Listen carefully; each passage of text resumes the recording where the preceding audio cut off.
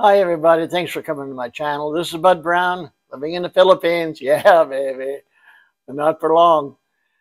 Had a lot of requests these past few days to get everybody updated on our leaving the Philippines, and combined with people asking about telling me how much they enjoyed me and the old dog Paul Miguel getting together and chewing the fat.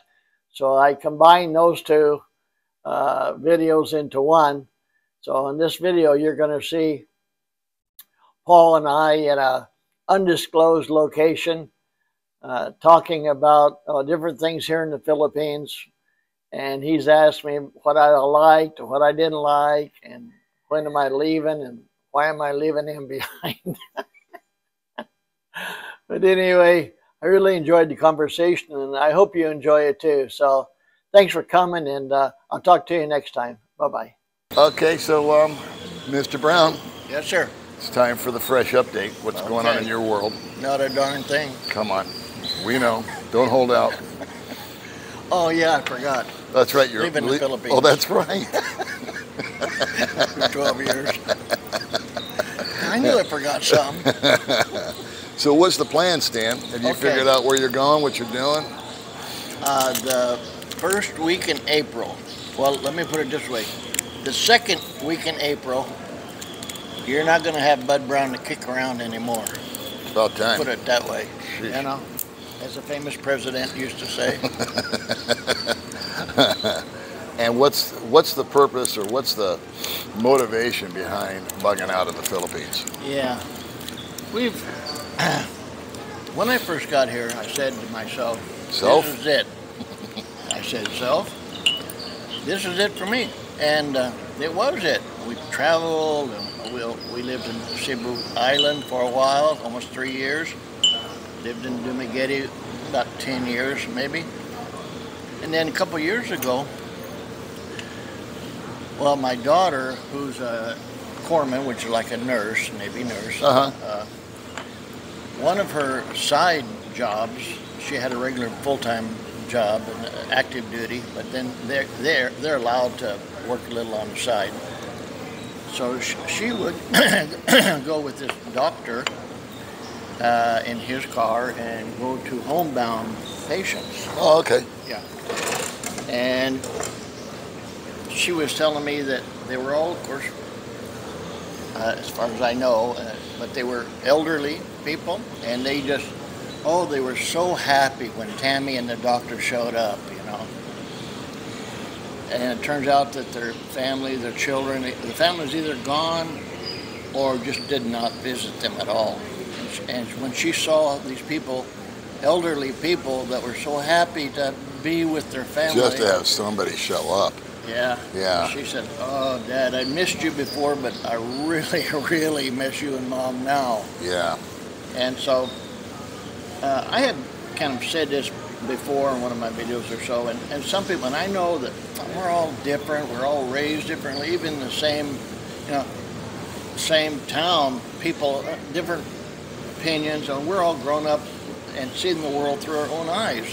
So I don't expect everybody to have the same feeling that I have, sure, or my daughter, or my wife, or anybody else. We're all separate people. But she said, "Dad, if you come here," says, "I'm just getting ready to buy a big house, and this is near San Diego." Okay. So it's not get any better than that. Yeah, yeah. And so my son, who lived and worked in Hermosa Beach, which is a nice place, he was going to move down and move in with my daughter. And he's not married, doesn't have other girlfriends or anything. And sure. And Tammy said, "Dad, this is my dream come true. My little family get together, a big house, or even," she said, "we're going to have maybe a so-called in-laws house." I think that's the term, whatever, but the little shack or little house in the back for the mother-in-law or the mother and dad. They'll stuff you in there. Yeah, throw you in there. With the lawnmower. Yeah. Yeah, can I type it? Hey, that's the way we're living right now, you know. It's an improvement. Yeah, yeah. I don't think I've seen At least the lawnmower works. Yeah. Yeah. So I thought, nah, I don't know. But I allowed myself to think of the possibility. And over my life, I realized too, something seems crazy, but hey, just what if for fun we do it, you know? Right. What if we, even originally I thought, well, what if, just for fun, what if we moved to the Philippines? You know, what would that be? No kidding. Like? Yeah. Was that your thought process? I never knew that. Because when I retired, I was going to move to Mexico because I lived in Mexico as a kid. Yeah, I knew a lot of guys in the 80s and 70s moved down there for all kinds of things. Which we did for a couple of years.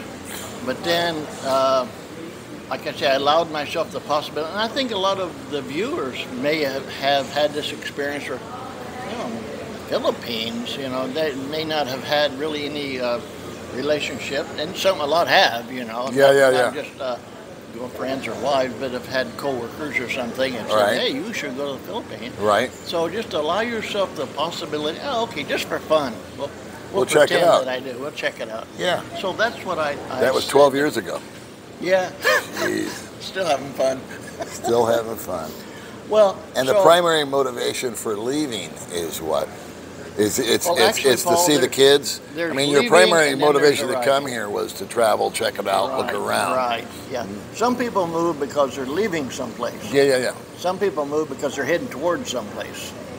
See, so it's not that I'm leaving the Philippines. Of course, technically I am. Yep. But my emotions are not leaving the Philippines. My emotions are heading towards our children. You're still traveling. Yeah. You're still going through life. Yeah. And so a lot of times, too, I've noticed that when I want to do something, doors kind of open up. I mean, and the stars line up. Sometimes they don't. Yeah. I don't fight that.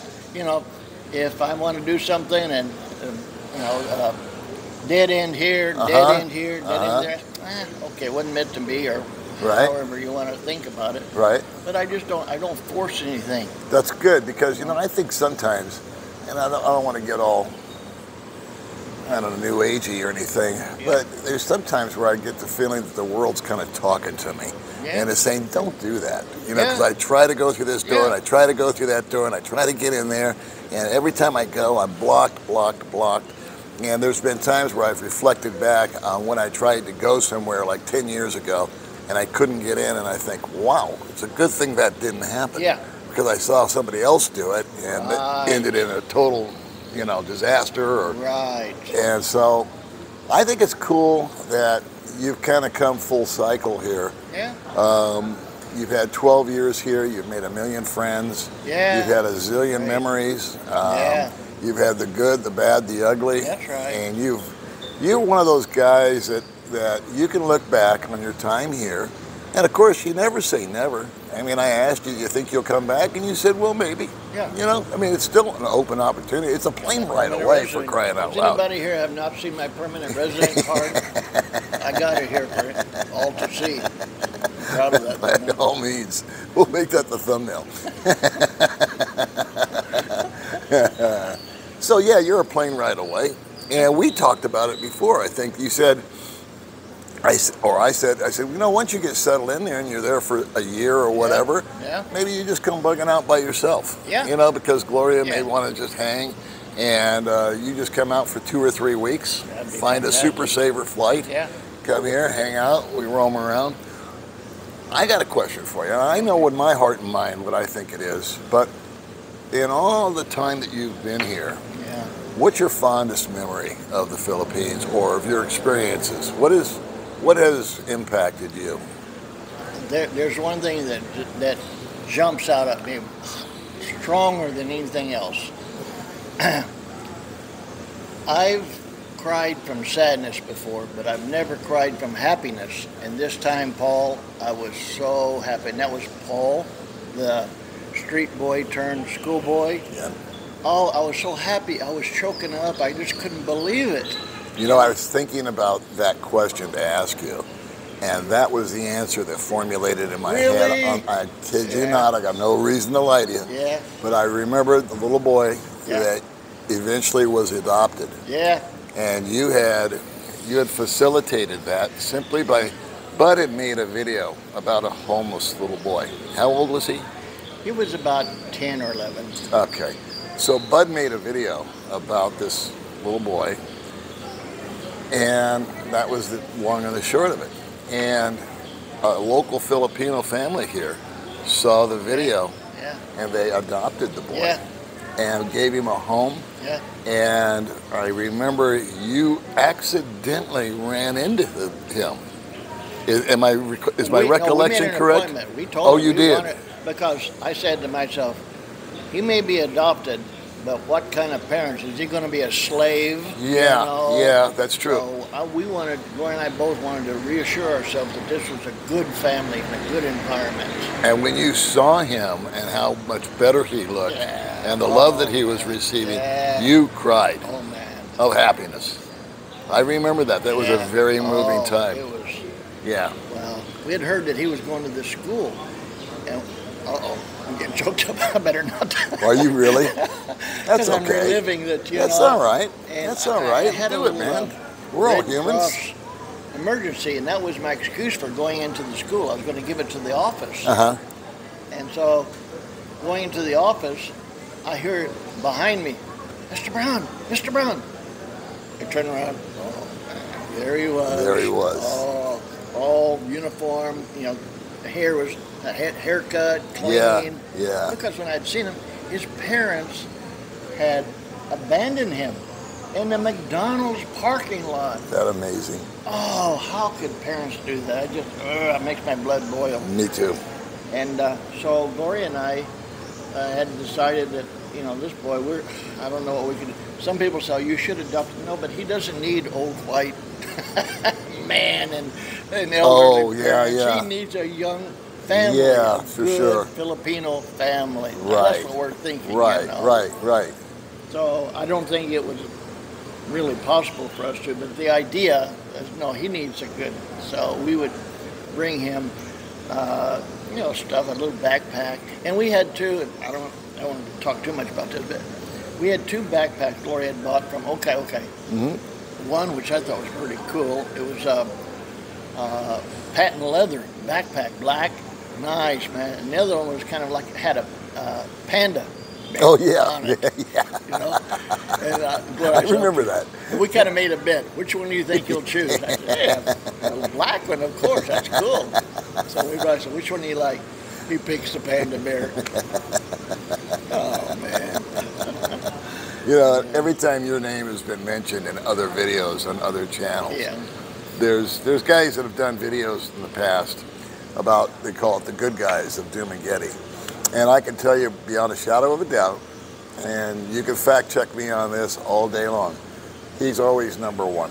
Bud Brown has always been #1 on any of the videos that have ever been done about other expats or vloggers or people in general that are running around here in Dumaguete. And you've done so many things, and so many things that he's done you don't know about. And I know about him, other people know about him, because he doesn't broadcast it all the time. But this is a gentleman here that, you know, he just has a heart for people, and he's a giver, and he gives many times because of budget constraints. It's just little things, you know. It's not big, but look at the result. He made a video about a little boy, and that little boy now was homeless and is now having a loving family and an education, and will grow up and will be a productive member of society, as opposed to one of the castaways.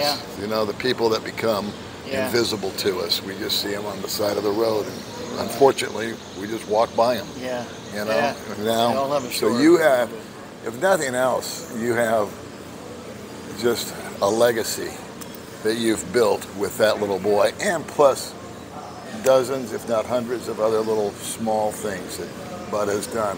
Handing out the slippers, you've done school supplies. People have beat you up because you've received some ballot buy-in boxes, so they like to, you know, throw arrows and spears at you and call you this and call you that.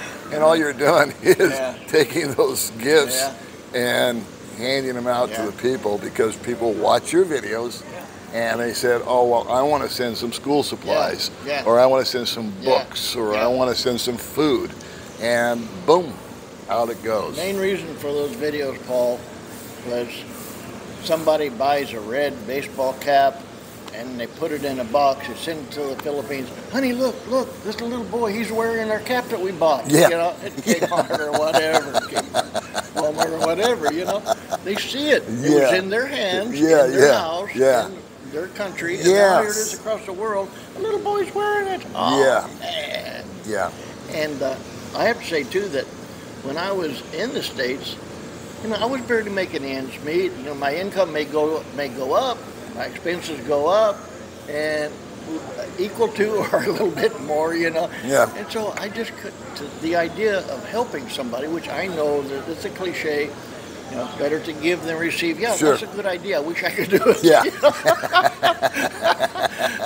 But coming here, even though my income dropped, my expenses really dropped. Yeah. And so, wow, what a good feeling. And it is true, the joy of giving. It's the most selfish thing you can do. That's what Denzel Washington, who I follow, says. He goes, you want to be really selfish? Help somebody. Yeah. He says, because what you'll get back, I mean, look at you, years later, you're still tearing up. You know, at the memory. And you have this fond memory. So you really gained from that yourself. Yeah. And I just love that. Something else I learned, that one time I was giving away these chinelas, flip-flops, and I saw two boys walking barefooted, and I happened to have two right there. I was on my way home. I said, oh, and then I pulled over, but they were running. I said, I'm not going to chase them down. Come on. But I saw they had stopped at this place, and there was a man on the other side of the street that I was on, Filipino, and he was buying something. And I said, what? Give these chinelas, give it to those two boys there, if you would like to. He said, yeah. And so I stood back. For the first time, I saw him, and I facilitated his enjoyment. You know what I mean? Yeah. So wow, now that's like a second tier of enjoyment, you know, of charity. Giving him this chinelas to give to the boys. And of course, they're thanking him, oh, thank you so much. He said, that's okay. So, you know, cheap thrills in a sense. Speaking of cheap, I've been several times, I've got some negative comments. One was, you're just putting a Band-Aid on a situation. They're not. You need to build a home, boys' home, and da-da-da-da-da-da. And one of my subscribers came to my rescue. He said, yeah, you may be putting a Band-Aid on it, but it's better than an open wound. Yeah. You know? Yeah. And so I thought, yeah, I can't afford to go big time. And even though it is a Band-Aid approach, I mean, it'll eventually wear out, just like food that you give. Absolutely. It's going to get used up. But you eat it, it's gone. gone. When you're hungry. Well, doing what you can is all you can do. Yeah. You know, you're not going to sit here and solve all the world's problems or the Philippines' problems, but you have your own little circle of influence, and you do what you can do. Yeah. So. This might be a tough one for you, or you may not want to answer it. Okay. What's your worst experience in the Philippines? What's the lousiest memory you might have? And again, this is something that I have learned to soften the blow. I learned this from. Am I involved? Well. Now, to be honest with you, the reason I said that is because normally I'm not honest. So I'm going to tell you, to be honest with you. No, I had a hard, even in the States, I had a hard time people saying, how much you pay for that? You know? And I would usually say something like, I don't want to say, I don't like to say, I don't feel. And then when I pulled up one time in the Molly-mobile, old Filipino fella, how much you pay for that? And I said, ayoko sabihin, I don't like to say, how much did you pay for it? Come on, man. Yeah. And I said, what, 100,000 or something? 100,000. Oh, that's way too much, way too much. I'd never pay that. I said, there we go. But I learned what the Filipinos do. Okay. When they ask a question that is either too personal or you just don't want to answer, you say, secret. And that's the word they use, and that's the intonation they use. And that's accepted. That's accepted. They know what that means. So, how much does this cost? Secret. That's a good one. So that's like the worst thing. Well, the worst thing meaning it makes me feel uncomfortable. Okay, that's what I'm looking for. Yeah. People do out here talk about. They attach a dollar figure to a lot of things. Yeah. Like they say, hey, I just found an apartment. It's this much money a month. You know, and I just bought a car, or this month, or this, that, the other. I don't hear that in the States as much. Or is it just me? I've noticed, no, the Americans, and I don't, of course, I'm a pure-blooded American, so, yeah. And I've been here 12 years, but it seems like there's a lot of emphasis on, and on one hand I do understand, because, you know, they're happily surprised at the lower price of things here, for most things. Yeah. And so they kind of want to emphasize that, but I feel like saying, you know, you don't need to tell me how much you paid for it. Right. Right. But yeah, it seemed like there's like just a minute ago, Bud and I were comparing shoes, and it's obvious that his are a lot nicer and newer and more expensive than mine. However, I never asked him how much. See how polite I am? Let's see how polite I am. It was a donation. What? You didn't give those shoes away? Well, you know, most I didn't give away, but like this. Okay, here's all these hats. Man, this is good. That's good quality too. I'll just keep that for myself. But you know what else I've learned? I was never. I like caps and hats. Yeah.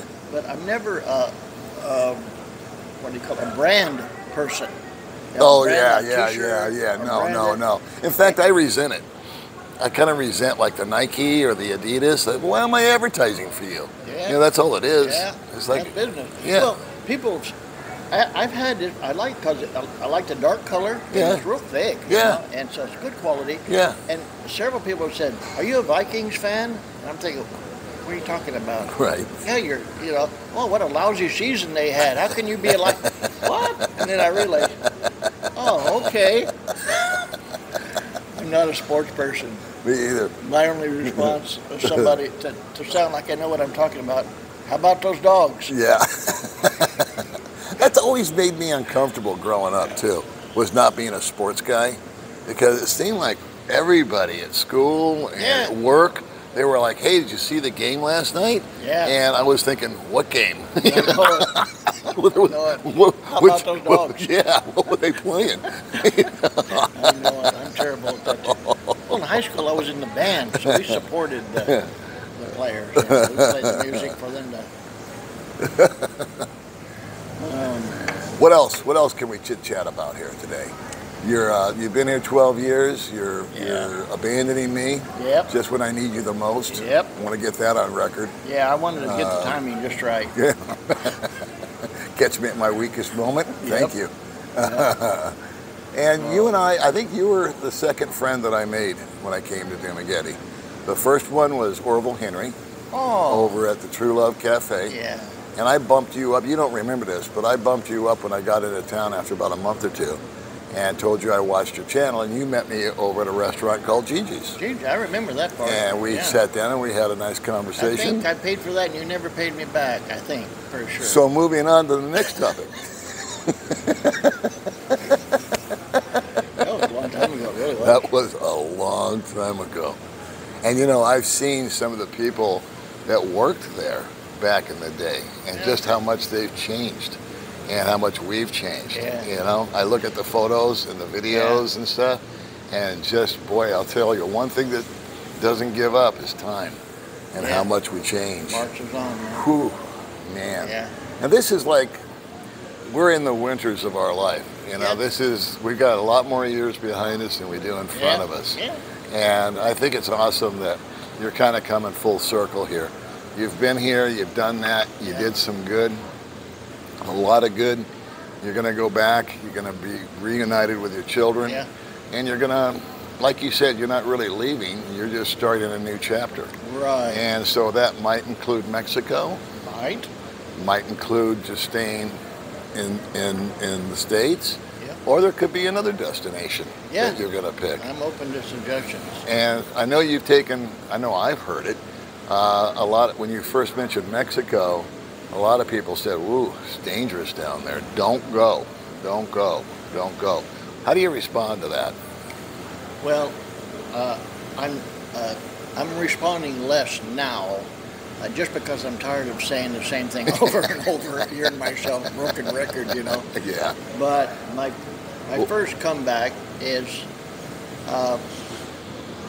that was the same warning I got when I had said that I was going to go to the Philippines. Really? Same. Yeah. Oh, you're going to get kidnapped. You're going to get your head cut off. And I don't think I've had my head cut off one time, or even kidnapped once. No. You know, I've been smart because I'm hearing myself saying the same thing, so I'm getting smart out of it. But seriously, there's even a state, what do you call it, the state announcement or something that from the government. Oh, yeah. Travel advisory. Warning. Travel warning. Yeah. Yeah, a travel warning about places in the Philippines until today as we speak. Yes. Don't go there. Don't go there. Same thing in Mexico. Yep. Travel warnings in certain spots. Yes. Don't go there. Okay, all right. So I won't. You know, so I'm not shining it on in ignorance, because I have lived here and I've never felt unsafe. I really haven't. Me either. Of course, haven't traveled a lot too. No, and you and I are two of the most boring people that live here anyway. Yeah. Because we get up early, we go out, we fiddly fart around, we drink a little coffee, we shoot the breeze, and we pick up our respective wives around, noon? Whatever they're doing, dilly-dallying around, and then we head into the barn. Close the door. Close the door. Turn over the old close sign. People have told me, they go, "Man, I want your life." And I go, "Really? Take a nap in the afternoon. You got it." There you go. Get up, go out in the morning. You don't have to come here. Just go out in the morning, have coffee with a friend, and then pick up the old lady, go home and go to sleep. There you go. You got my life. Yeah. Pretty much wraps it up. That's it. Yeah. But guys, I have, I'm kind of like you, don't give much advice, but you have to have something to do. I mean, you have to have a purpose, either a hobby or something. Because I've had guys say, "I'm just bored to tears." Yes. And if you're not careful, you're going to slip into the old, they call it, Filipinos call it canto boy. Canto means a corner. So canto boy sits on the corner from morning till, dark and beyond, just drinking. Right. And, but you have to have something to do. And when we go home, I mean, I go to the computer, I edit my videos, I'll read a book or two. Gloria goes and she takes up these little bags, she refurbishes these bags that she sews. So it's not when we get home, we're still busy. Right. And we don't see each other that much, but we're under the same roof. Right. So, yeah, Gloria's. And Gloria's, let's get on her for a minute. Yeah. So, she is actually more excited, I think, about the move than you are. Am I correct? She's a Filipina. Yeah, she's a foreigner at heart. And so she's anxious to get back to America. She is. Without digging in too much on it, but what is it? Is she missing her kids, or is she missing sort of the American lifestyle? Is that right? And stuff. I mean, I'm talking half joking. Right. But the convenience factor of the States. I get it. Yeah, I get it. That's basically it. And of course our children. Yeah, but that is something that it's funny when it's taken away from you how much you miss it. Yeah. And the Walmart example always comes up when I talk to guys. It's that, here in the Philippines, like yesterday, every day, if May and I have 4 or 5 things to do, it's 4 or 5 locations, and not necessarily are all of them going to work. Yeah. We experienced that yesterday. I won't bore you with the details. I'll tell him later. But my goodness gracious, you could go into a super Walmart and not only go shopping, you could get your taxes done, you can get a haircut, you can eat, you can I mean, anything and everything you need to do, you park the car in one spot, go in and get it handled. It was probably made just for that purpose. Yeah. So I can dig it because, again, I don't mean to belabor the point of our age, but we are at that age where it's getting to be hard to, in the sun, trying to find a place to park, go in, find out they don't have it, get back, and it's not that we have tempers, it's just the patience level, I know with me, shortens and shortens and shortens. You know, none of us get mad or explode, but you just walk out and go, ugh. And it will be nice. It would be a really nice experience, I think, for Gloria, for you, for me, for anybody, just to bounce in and bounce out and have it done. As long as you're occupied with the rest of the day, and you're gonna be.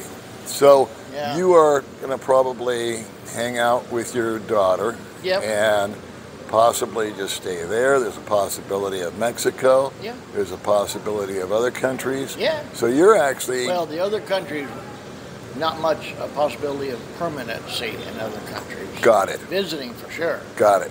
Got it. But the permanency would be pretty much the States or Mexico. Okay. Yeah. Now, and then you've got so much... There's so many variables that you can put in there. You can do 3 months in, 3 months out. Because you got the golden goose, if you want to call it that, with your daughter, and you've got a little place there to stay.